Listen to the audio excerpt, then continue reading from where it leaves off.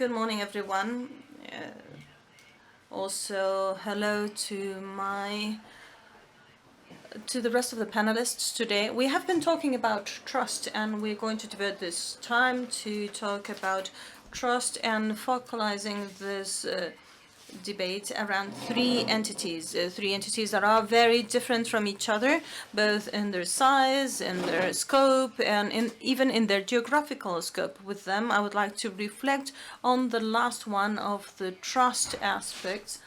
We have spoken about the fundraising report. 4 out of 10 Spaniards are donating to NGOs, which means that 6 out of 10 do not make any donations. And the reason why they don't is because they lack the trust to do so. So this is what we're going to discuss today. We're going to start with Raquel and MSF. Let me read what the mission is. The mission is about to provide assistance, both medical and humanitarian, to victims of catastrophes, whether natural or human catastrophes, without any discrimination based on race, gender, ideology, religions, etc. As you know, probably, MSF does not receive any donations from governments, and they work mainly in war conflicts around the world. In this polarized world, they come and support people when the countries, the nations are in war conflicts. I suppose that they do not take into account which side a person is when they're providing support, and this might raise some mistrust from some people. What's your take on this? Well, as you say, it's not an easy task. It's not easy, especially because being unbiased is a key principle when you have to work in a war conflict, when both sides have needs. Also, with regards to our donors and the way that we build the trust among our donors, and in the face of that polarization that we see in society nowadays, it's true that we are very clear in what we do, in what we are. Our work is based, as you said, in the medical and humanitarian action, based on the medical ethics and also on the related independence. And this is why we do not receive any funds from any states, because we have opted to be independent from any sort of bias. And this helps us being very clear and very transparent in our activities. If somebody comes trying to become a donor of our cause, for instance, a donor who is concerned about the environment or human rights, probably MSF is not the right organization for them. Obviously, anything that deals with situations that attack the dignity of people, whether they are migrants or refugees or victims of conflicts, maybe we are not the right organization either.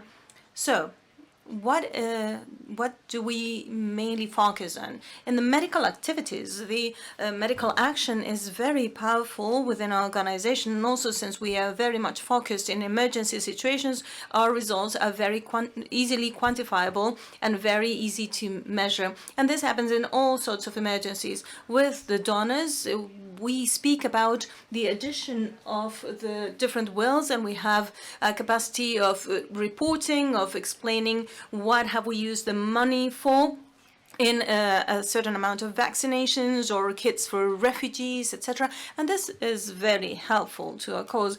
It's also very important to underline within this polarization, to debate, to explain. We devote a long time within the work that we carry out to doing some training, some education, and to explain that we might not be the organization where a person can feel more comfortable, or maybe we are, and we would be very happy to embrace you, to welcome you into this humanity chain, but we have these medical ethical values very embedded in our organization.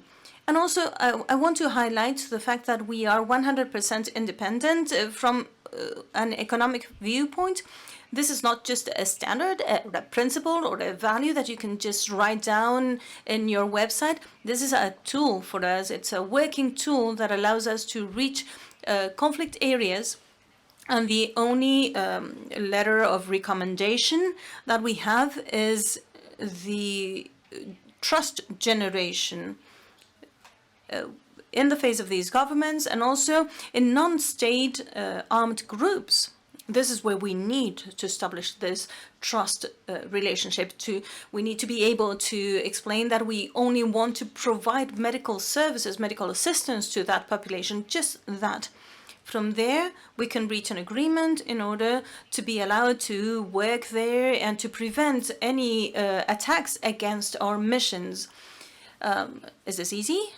Not really, but we have been doing it for 52 years, and in most cases it does work. That 100% independence is also very much based in the transparency, in the openness, in the clarity that we mentioned before.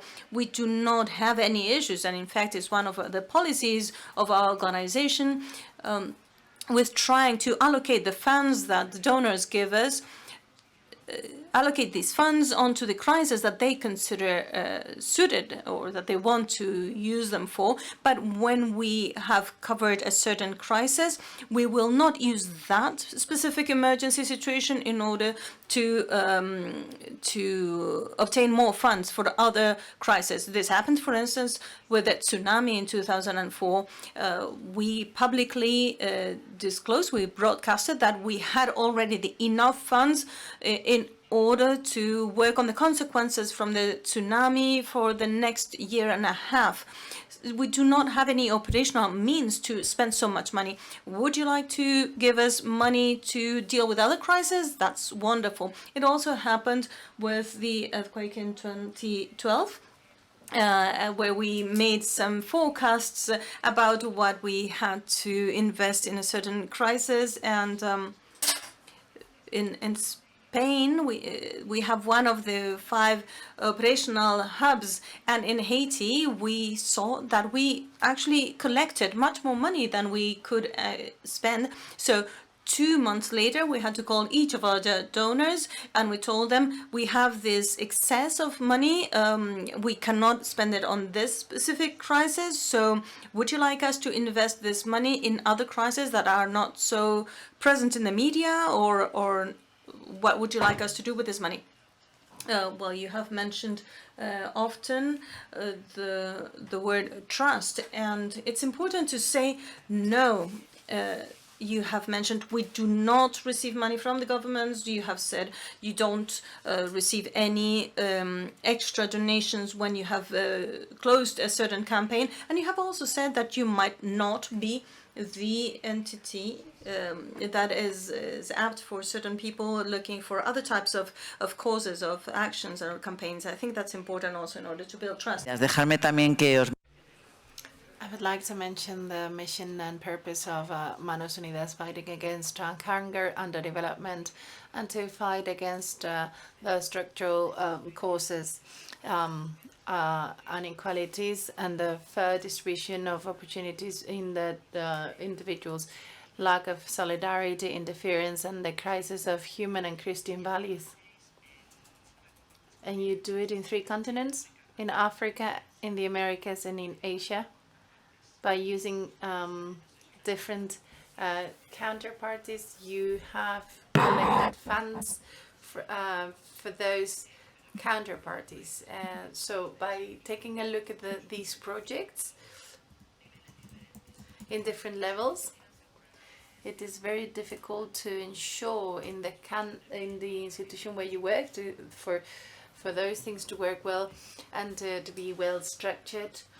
How to generate that, confidence. So that agency working on the spot, that charity working in an emergency with major weaknesses, to give you the certainty and the quality that you need in order to instill this trust on your donors. Manos Unidas has a footprint in over 50 countries in more than 3 continents, and we team up with different charities or different dioceses in their countries. So as you've heard from our purpose, we want to tackle it all, really. The root causes behind poverty, but in order to do so, we need to engage with those who suffer the most, the aftermath of poverty, and this is the way we are structured.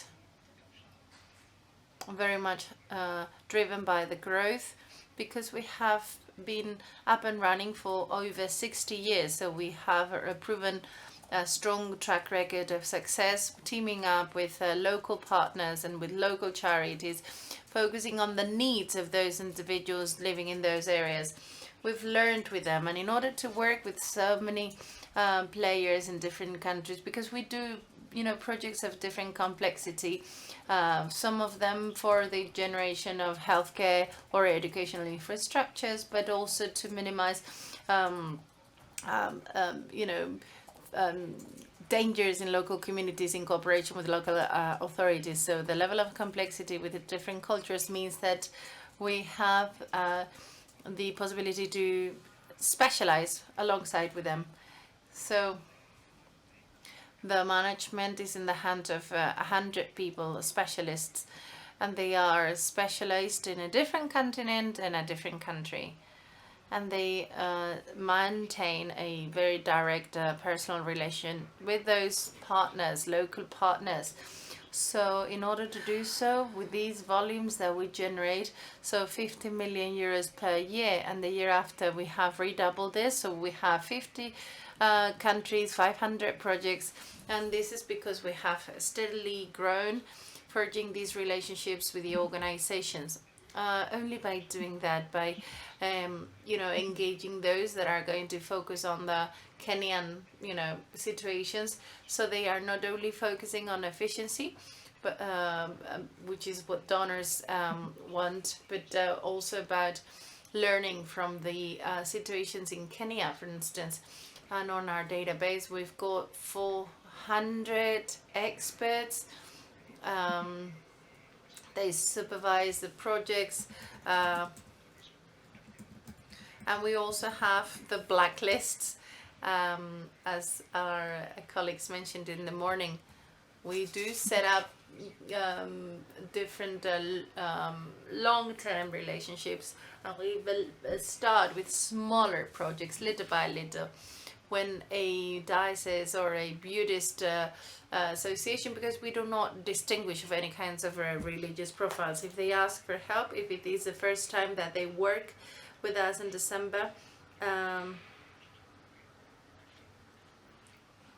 that what we sign with them are small interventions, and we learn together. And the specialists in that country, in that they learn with the local partners, and if that works well, we grow in complexity, and we have been doing so for the last 60 years, and we have been able to maintain these different types of levels. And in the morning, they shared some piece of information. Those newly created organizations in the United States, many of them are older than 5 years old. There's growing boom and private initiatives in order to generate whatever activity, and this is intrinsic in the human nature, and we are a catalyst of that initiative, of those concerns. We always help any given organization from the very beginning, from inception. And at the same time, some countries have seen the growth of other charities, and we learn from them. And we work with these more structured, partners or charities. They are the ones that can anticipate some aspects. And we are always obsessed with forging long-term relationships, and not only between the specialist and the local partners, but overall among the different organizations. The local partners, or the local counterpart charities, are very senior, And we also have an extensive network of volunteers working for Manos Unidas, volunteering for the last 20 years. And such piece of information in this rush society, with a spontaneous interest, that capacity to maintain and retain such volunteering asset, you can improve many other things, but that really witnesses that the priority at the Manos Unidas are direct relations among the individuals, and we are up to date with all the methodologies, but at the same time we ensure that the local partners and specialists get to know each other, and they just jump on the same bandwagon for years. And whereas in emergency situations where there are many factors of instability are humongous really, and but we are also there in emergency situations, so we may either build a small well or perhaps agreeing with a local government to provide ongoing training to local employees in the area for the construction of a large facility. Okay, two key takeaways which are needed for the generation or raising trust: collaboration and those relations of trust, and allocation of resources as well. I assume it is very difficult to generate trust unless you allocate the necessary resources to transparency, to being certified, being audited, to give security to groups of interest that you're doing the right thing. And I think mid and large size companies or organizations and charities understand it very well, but the new smaller ones believe that only action is necessary and spending time in other things is wasting time and money. But what you're saying, this is part of the organization's mission and purpose. Let's move on to the third panel.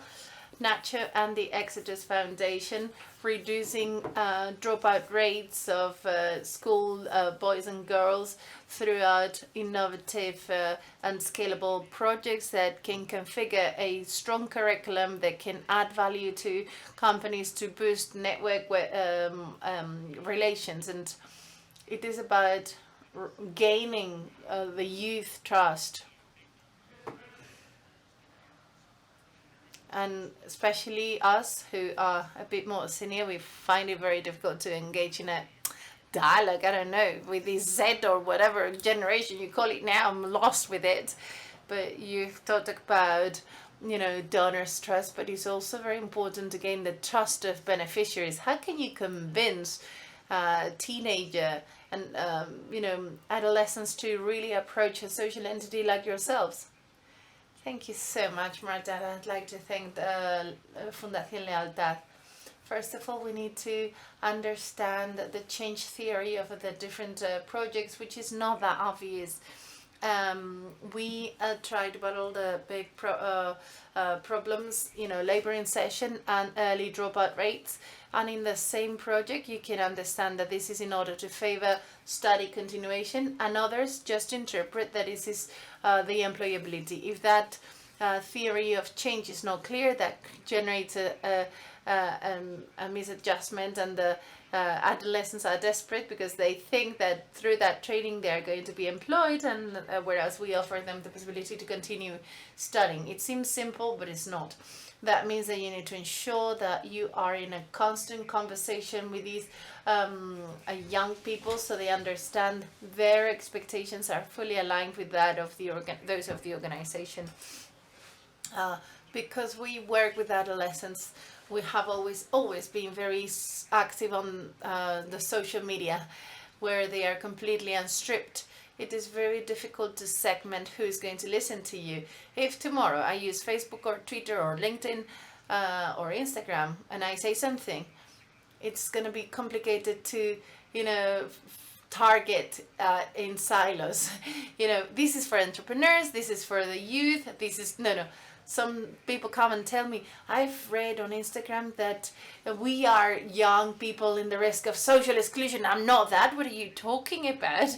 That again can, generate an interesting conversation. And you may say, you are a young individual who has not passed the secondary education. Well, statistically, if you live in this neighborhood, you don't have secondary education, you are considered as someone in the risk of being excluded. That does not mean that you have all the potential, but objectively, these are pure statistics. This is what you're doomed to have.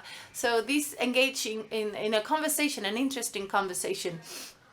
So there's one thing where, launching a message, and allow me to be a little bit politically incorrect. Those who cooperate, those who have engaged, they have the feeling that they have saved the youth's life. And because you want everything intense, is how can you convince someone that just by giving a half-an-hour talk to an individual, you haven't saved their lives?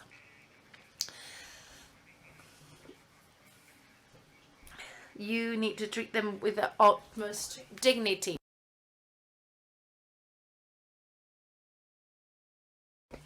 You have to generate trust on both sides, and this is the most difficult balance, especially for these entities.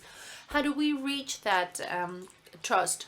By ensuring there is an adequate experience for each individual. When we started talking about the media, everyone was like a big sluggish, or, I would say, let's do the quick maths. Raise your hands, those who are less than 25 years old. Okay, please stand up. Big round of applause to you. Let's not fool ourselves. So we want to increase the percentages of those who donate. So perhaps people younger than 25 years old don't care about what we do, we as adults. It's not a choice. There is no choice. If you want to have a future, we need to be where the youth are, with the the prominent experts, the spokespersons that they choose. So that's basic. You need to team up with them. They say, we don't want to speak to a logotype. The social media are my personal space, okay? I don't want to mingle this with my employment. And they say, I don't speak to logotypes, I speak to people. I don't speak with the PwC Foundation, I speak to Marta. If you're going to approach to me from your logotype, I'm not going to even pay attention. This has forced us to radically change the strategy. And if we were to stop a 60-year-old person on the street, are you a donor to an NGO? They will probably not remember, I received a lady on the street and I just, signed up to MSF or here and there. No, this is not going to happen with the youth. They're not going to be a member of anything forever. They want to... explain your specific campaign, and if I like this, I give you the support today, and we'll see tomorrow if I am in love with you again. So that forces us to have a constant conversation with these, generation, a bi-directional conversation. Not only I need to be on TikTok, but your goal is for, them to do really a TikTok talking about you. It doesn't matter if I do the TikTok myself. The great thing is for them to say, okay, this is what interests me. This is my brand. This is what I like. And I'm going to generate quality content about that cause. First the cause, then the brand that has radically shifted scenarios. Okay, in line with the Nacho's idea, the average age of donors in Spain, based on the latest report of fundraising, is 46 years old, the average age. So they are not close to NGOs, these youth, and I would like to go back to that concept, generating that trust based on transparency and the importance of free flow of information. And I'm going to shift gears now, talking to Raquel, because I wanted to talk about, internal trust. MSF has more than 6,000 employees around the world, anywhere in the world, anywhere you go. In the past, we have seen situations in which entities in certain countries hindered the brand reputation, that is so difficult to win, and you can suffer tremendously. How do you ensure that you need to generate the trust with your, employees, the physicians in this case? It is really one of the most interesting questions, and it is really one of the key aspects, because we face on emergencies. When you arrive at an Ebola emergency, you need to prioritize the medical emergency among other things. We have been doing something for the last few years. We are in 70 countries. MSF Spain has 3,000 employees, and 70% of them are local employees. This is a very professionalized NGO, but you have 80% of local personnel with a completely different sociological, political, and religious background to a Western organization, allow me to call it that way, because, it was born in Europe. And how do we do this? First of all, the stringent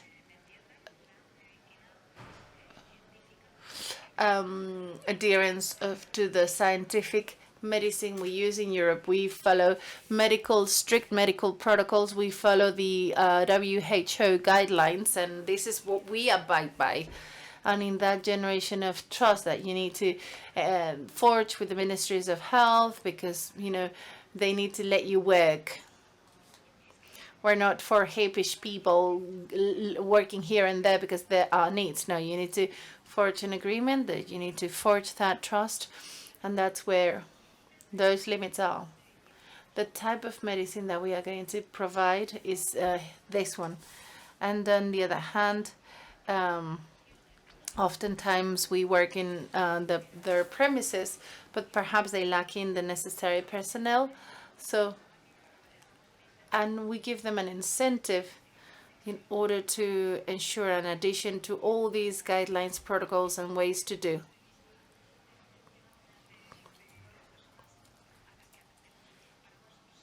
And for us, this is vital to have a minimum requirement of quality and some very stringent regulated protocols. We invest heavily in, training. There is another important aspect of our total budget of MSF. 1.5% roughly is invested in training, and almost all that training is allocated to the on the ground. Well, we can't talk on the ground. Well, to the projects. And these induction exercises are very important. We have an induction course, a training platform that is called Tembo, that provides training pills and training courses online. But this is also done on site. During an Ebola outbreak, on the first 1 month, you can't do it on month one, but in other countries, apart from the emergency, mobility rates are still high. In Central African Republic, we have been present since the 1990s, and we're still there. Not because we're talking about systemic change rates, but because of those rates because of malnutrition, malaria, and deliveries, medical emergencies. So we invest heavily in training. And our third component, which is mandatory, included in the terms and conditions of the contracts of everyone working at MSF, is the mandatory compliance of certain and adherence with certain values and behaviors. And here I want to refer specifically to one aspect that has affected us as an industry. There were some abuses cases, sexual abuse, abuse of power, mispractices, anything that has to do with abuse from poisonous leadership that entails the poor treatment, psychological treatment of absolutely everyone at our level, everything that has to do with the poor dignity of human beings and abuse. Well, we are very serious about this. And in every single contract, you sign your contract and you abide by these terms and conditions that ensures there are some internal monitoring mechanism ensuring that no single worker is going to break the rules. And if that happens, there will be a whole system to investigate and to sanction if needed. It could be a penalty and a redundancy. Because this is in an environment where you work in 70 different countries with different perceptions of power, different perceptions of abuse, and different ethical behaviors. So that's where we say we're not going to cross these boundaries. We're not going to use this type of medicine that is needed and determined by MSF as the one needed by those patients. Allow me now to link with our peers and donors. The basic definition of MSF is that we are people helping people. This is not exclusive to MSF. This is common to many charities. But this is our definition, and we like to talk about a chain of humanity which begins with those that support us. Donors and peers are the partners that we need badly, because without them, these wouldn't be able to be delivered. Without their trust, which is what allows this to happen, and we begin with the essential ones, and then we continue with all the back office from Europe and the Americas, the support to the local realities, which are up to 85%, and those that we serve, which is what is constantly forcing us to revisit how we do things within which conditions and at which quality level. Let's leave it there. I would like to finish with a few brushstrokes. Oh, I'm so sorry, deeply sorry about this. Raquel Gonzalez is excusing herself for the non-brevity of time, but I would like to ask you the same question. So you've got over 6,000 individual donors in Manos Unidas, whereas in Exit Foundation you've got few of them. Any hint to those listening to us? What can you do in order to gain the trust of your very few individual donors, or 60,000, not 60? You said 60. No, 60,000 individual donors. Day-to-day tasks in raising awareness, in fundraising, and certificates. We are here in an event to praise monitors, because if we are, subject to these type of monitoring exercises, we need to understand and deliver, objective information of our work. These are not psychological, sociological analysis, but pure strict recommendations on how can we improve our work. Many involved people working in this, and many lessons learned thanks to the certificates.